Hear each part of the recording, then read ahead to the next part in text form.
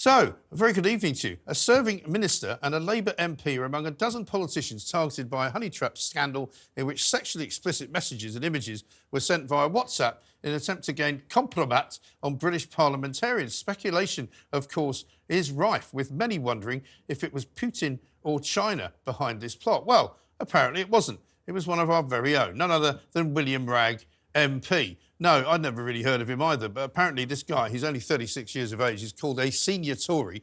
He's apparently deputy chairman of the 1922 committee, which in many ways is regarded as the people who choose whoever is going to be the next leader of the Conservative Party. Joining me now, Henry Bolton, former UKIP leader, Candice Holdsworth, journalist and broadcaster, and, of course, Andrew Eborn, barrister and futurist.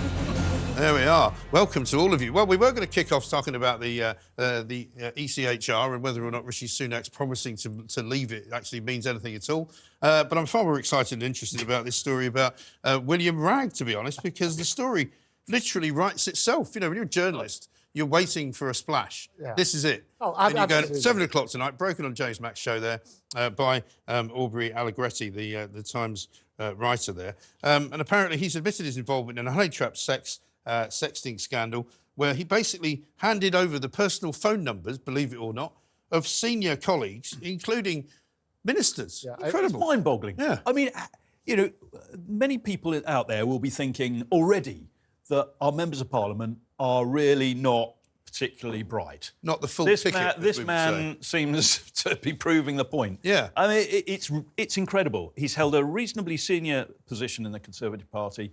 He's been there for quite a while, and he has done something so incredibly stupid. He's also chairman, apparently, of a common select committee. Yes, yeah. Extraordinary. But what about, I mean, we talk about security all the time, Andrew. I mean, you talked about AI and you talk about the dangers of people posing as other people. I mean, this is clearly a guy who's gone on to, what's it called? Grindr. He's on Grindr. Grindr, which I'm told is a sort of gay dating app. Yes. It's less about dating and more about sort of shagging, basically. And he's got himself into a situation where they've exchanged pictures, they've exchanged words.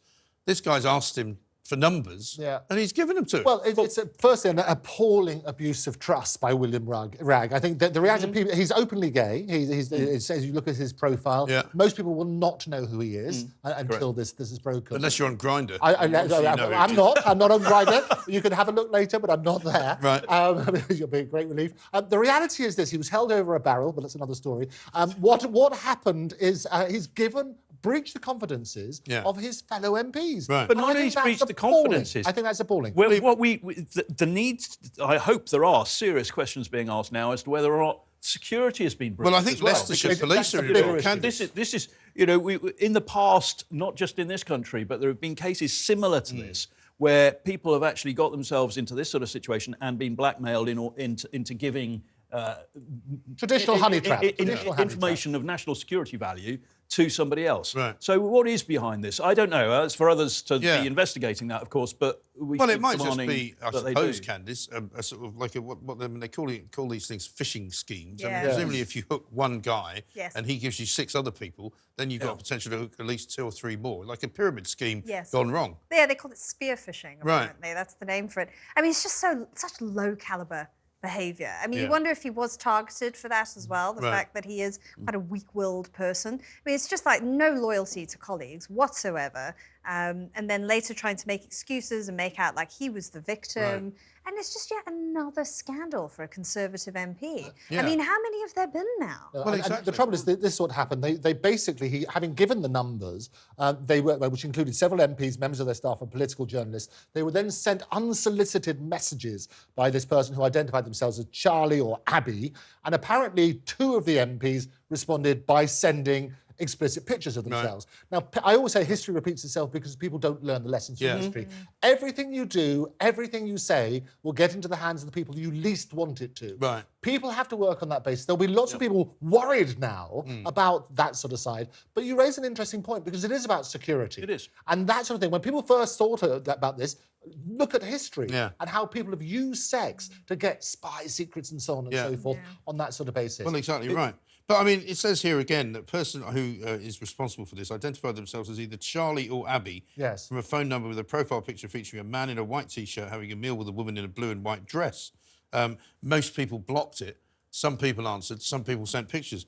I mean, it just shouldn't be that easy, should it, to access people in government? That's what they're doing. But they need training on this. Seriously, I mean, this is the way it's going to go now. Do we need to train our national politicians to deal with this? Yes, I would then argue that we've got the wrong people. We need to train them because I think this is going to be the way that things are conducted in the future. There's going to be a lot of deception. There's going to be a lot of fakery, and you need to be incredibly discerning because actually a lot of these scams can be quite clever. Yeah. No, you're entirely correct. Absolutely. Look, I mean, and I'm a bit sort of tongue-in-cheek when I say that because wherever I have gone when I was working in international diplomacy, you go to a new country, and I've always been briefed on the intelligence threat, and they cover things like this and many others. I'm sure that they do get those briefings. If they don't, they should do. You're quite right, but it also speaks to the level of common sense that our members of Parliament have. And I don't want to point the finger at a Conservative MP who's fallen foul of this on this occasion, because it could just as easily be a member of any political party sitting in the House of Commons. And it worries me that I have that view. Yeah. Everybody's... But hang on, you might also find that, in fact, there are other party MPs who have been contacted, so it may well be, may have already happened. But the other thing that I find quite extraordinary, really, is the fact that, most people, if they work for a reasonably good-sized company, if you're a member of the staff, and I know MPs are not staff members of anything, but surely they should all have encrypted phones, shouldn't they? Yeah. Without it, and you're right, Mike, it applies not just for politics, but about company secrets and so on. There will be people out there at the moment in a similar position who are being held over a barrel, being blackmailed as a result of these compromising pictures, explicit pictures. But there's another point there as well. I mean, we're talking about members of Parliament. There are all sorts of other people in this country who are occupying incredibly important positions, whether it might be in Rolls-Royce dealing with nuclear power plants, it might be, in design of new military technology, who are all also susceptible to this. And I certainly, having worked with them, I'm certainly not in the business of criticising our intelligence agencies who are they're swamped, but should we not be thinking about this sort of threat being directed not just as MPs, but all of these other people who have information that is absolutely crucial to the well-being of the British people? And it's not just giving away numbers. If you can give away secrets on that sort of basis, which is how the whole thing works. And also in the era of AI, you can make up these compromising pictures. Yes. Yeah, I mean, if you're stupid enough, you could be done by somebody who says, actually, Rishi Sunak's on the phone, and it's not him. It's the Somebody fake sends you a voice. picture of yourself and you go, hang on, I don't remember that.